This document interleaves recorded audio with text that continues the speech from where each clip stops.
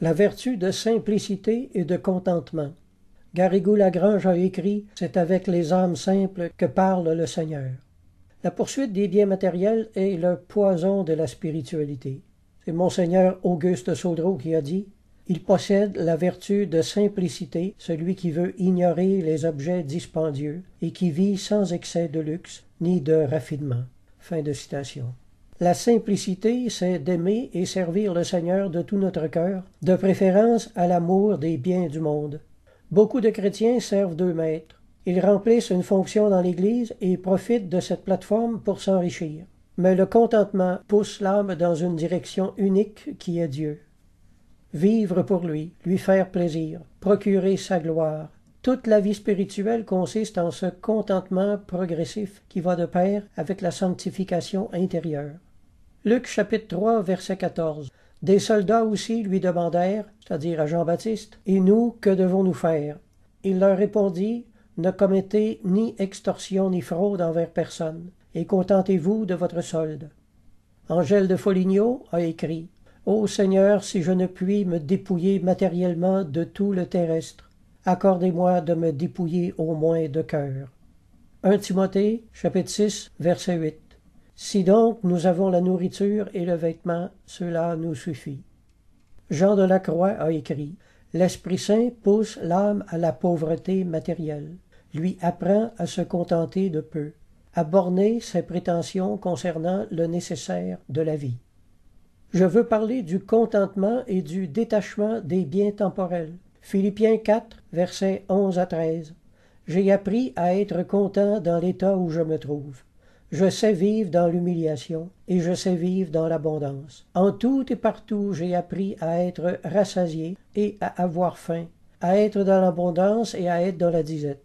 Je puis tout par celui qui me fortifie. » Hébreux 13, verset 5. « Ne vous livrez pas à l'amour de l'argent. Contentez-vous de ce que vous avez, car Dieu lui-même a dit « Je ne te délaisserai point et je ne t'abandonnerai point. » À l'opposé du contentement se trouve l'inquiétude païenne.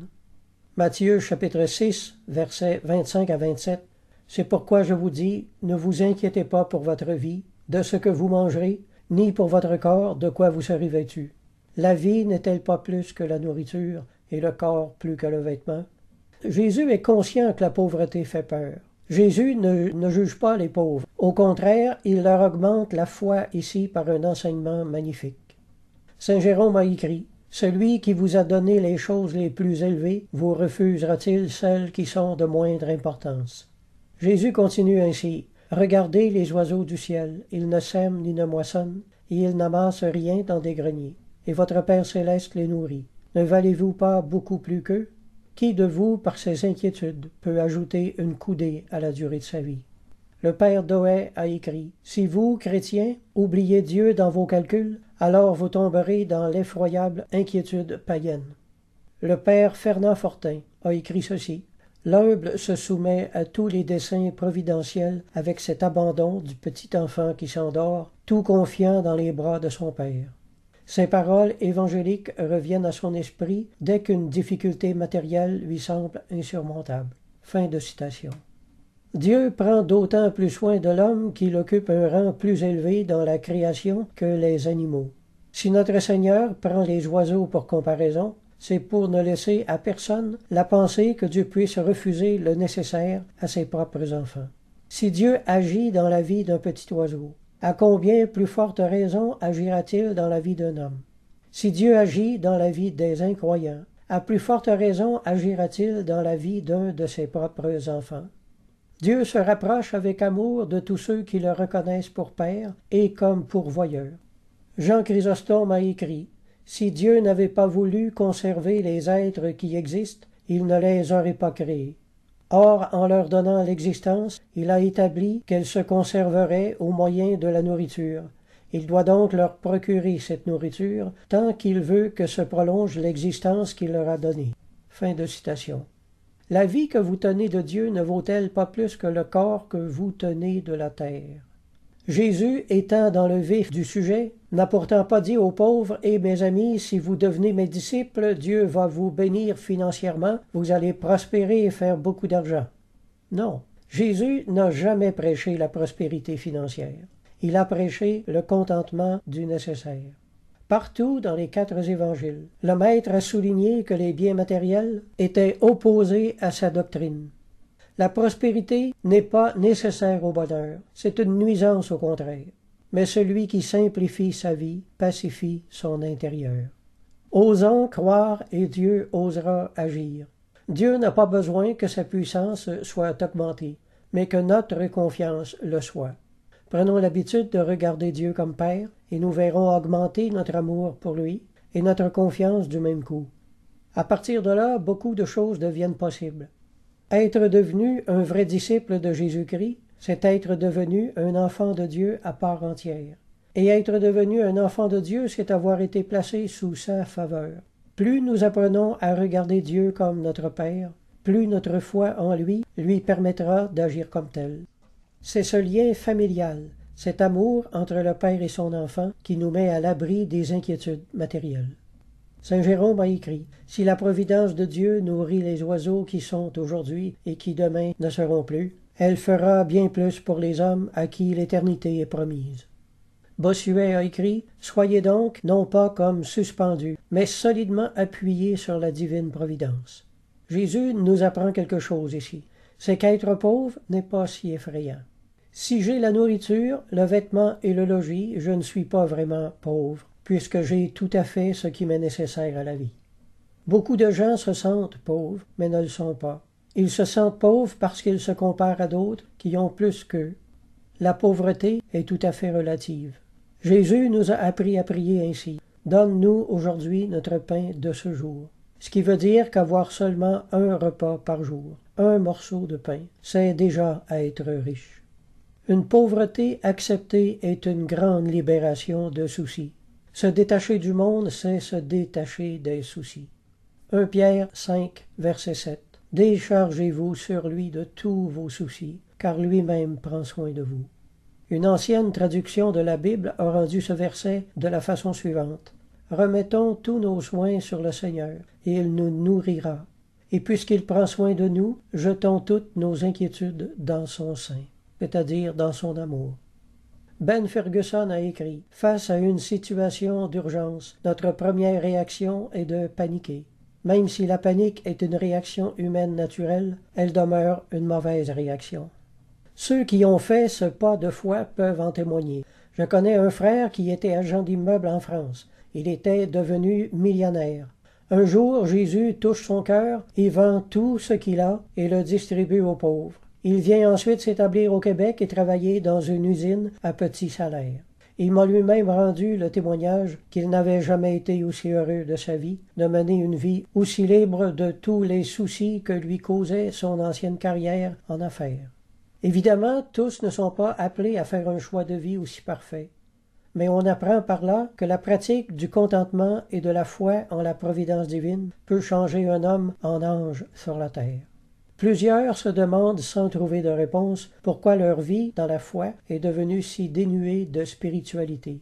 Dans plusieurs cas, il s'agit de cette attache matérielle qui leur prend toute la tête, jour après jour, et qui mine leur spiritualité. Ils sont incapables de s'envoler en Dieu, comme ils le voudraient, car leurs soucis concernant leur future sécurité matérielle les empêchent complètement de goûter à cette belle liberté qu'ils pourraient posséder maintenant. Moi, quand j'étais petit, chez moi, on était très pauvre. On était loin d'avoir tout ce que les autres possédaient. Ma mère prenait une paire de culottes de mon père, qu'il ne lui faisait plus, puis elle en refaisait une autre dedans pour le plus vieux de mes frères. Puis quand cette paire de pantalons-là était percée, elle en faisait une autre paire pour son frère plus jeune, etc. On était 5 frères dans la famille, puis moi j'étais le dernier. Le temps que la paire de pantalons arrive jusqu'à moi, il en restait pas beaucoup. Mais vous savez quoi? Mes frères sont d'accord pour dire la même chose. Cette période de notre vie a sûrement été l'une des plus heureuses qu'on ait eues.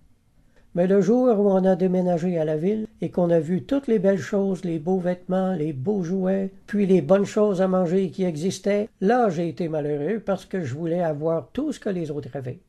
Moi, j'avais jamais vu une orange de ma vie avant l'âge de 6 ou 7 ans. Et je vous parle pas du reste. Alors quand on se met à regarder la vie avec la simplicité pour laquelle Dieu nous l'a créée, On réalise que même si l'on est pauvre, la vie peut être très très belle. Posséder beaucoup d'argent n'est bon qu'à tout compliquer et pas nous rendre nécessairement plus heureux. Le contentement est le mode de vie de ceux qui vivent par la foi. La prospérité de la vie spirituelle est bien plus importante. L'homme spirituel se soucie de sa vie spirituelle, et les païens se soucient de leur vie matérielle. Le contentement est la réponse et le remède à l'inquiétude matérielle. Dieu fait éprouver à l'homme de nombreuses frustrations avant qu'il apprenne enfin à lever les yeux vers le ciel et lui faire aspirer à une vie plus élevée, une vie plus simple et plus légère. Deutéronome chapitre 8, versets 2 et 3. Souviens-toi de tout le chemin que l'Éternel ton Dieu t'a fait faire pendant ces 40 années dans le désert, afin de t'humilier et de t'éprouver pour savoir quelles étaient les dispositions de ton cœur et si tu garderais ou non ses commandements. Il t'a humilié, il t'a fait souffrir de la faim, afin de t'apprendre que l'homme ne vit pas de pain seulement, mais que l'homme vit de tout ce qui sort de la bouche de l'Éternel. L'inquiétude s'attache à nous et se dit notre ami, mais c'est une sangsue qui se nourrit de notre force vitale. Jésus nous appelle à prendre conscience de la vanité des choses et à vivre sur un plan plus élevé que ceux qui n'ont pas la foi.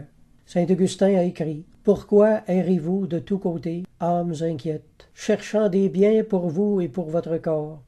Aimez un seul bien qui contient tous les autres, et cela suffit. » Je me souviens de mon premier travail. J'étais seulement un jeune chrétien depuis 1 mois et demi environ. Je travaillais dans une cuisine, puis je faisais la vaisselle, puis ça allait tellement vite que je fournissais pas du tout, là. Le type qui était avec moi me disait « Vite, vite, grouille-toi, on a d'autres choses à faire ensuite, on a un horaire à respecter, etc. » Comme la vaisselle s'empilait à côté de moi comme une montagne, il me mettait encore plus la pression. Là, je me disais « Oh là là là, ça va mal, là. Je vais perdre mon travail sûrement. » Je me suis mis à paniquer en moi-même. J'essayais d'aller plus vite, mais ça suffisait pas du tout. Là, comme je me torturais moi-même avec l'idée de perdre mon travail, l'Esprit de Jésus me souffle cette parole à l'oreille. Qui de vous, par ses inquiétudes, peut ajouter une coudée à la durée de sa vie? Ça m'a fait tellement de bien cette parole-là. C'est comme si le Seigneur me plaçait tout à coup dans l'éternité et que je voyais l'insignifiance de mon inquiétude. Pendant un moment, j'ai senti l'éternité. Je ne sais pas comment exprimer la chose autrement. Une petite voix intérieure m'a dit, quand tu vas avoir vécu toute ta vie sur la terre, que tu vas être arrivé dans l'éternité et que tu vas être ici au ciel avec moi depuis des milliers d'années, des centaines de milliers d'années. Vas-tu seulement te rappeler pourquoi tu t'inquiétais aujourd'hui? Vas-tu seulement te rappeler que tu t'es même inquiété? À ce moment-là, la pression est tombée, tout est devenu clair. La foi en Jésus me donnait maintenant une façon de regarder ma vie, avec une paix que rien ne peut ébranler, déranger, affoler, bouleverser, déstabiliser, perturber ou troubler. Alors regardons la vie avec les yeux de l'éternité, et toutes les inquiétudes de ce monde vont disparaître comme de la neige au soleil. Je ne l'ai pas perdu du tout mon travail, on m'a simplement déplacé en conciergerie, où j'étais beaucoup plus efficace et à ma place. C'est même le métier que j'ai pratiqué toute ma vie. Pour terminer, je cite 1 Timothée chapitre 6, versets 6 et 11. C'est en effet une grande source de gain que la piété avec le contentement, car nous n'avons rien emporté dans le monde, et il est évident que nous n'en pouvons rien emporter. Si donc nous avons la nourriture et le vêtement, cela nous suffit, car ceux qui veulent s'enrichir tombent dans la tentation, dans le piège et dans beaucoup de désirs insensés et pernicieux, qui plongent les hommes dans la ruine et la perdition. Car l'amour de l'argent est une racine de tous les maux, et quelques-uns, en étant possédés, se sont égarés loin de la foi, et se sont jetés eux-mêmes dans bien des tourments. Pour toi, homme de Dieu, fuis ces choses. Amen.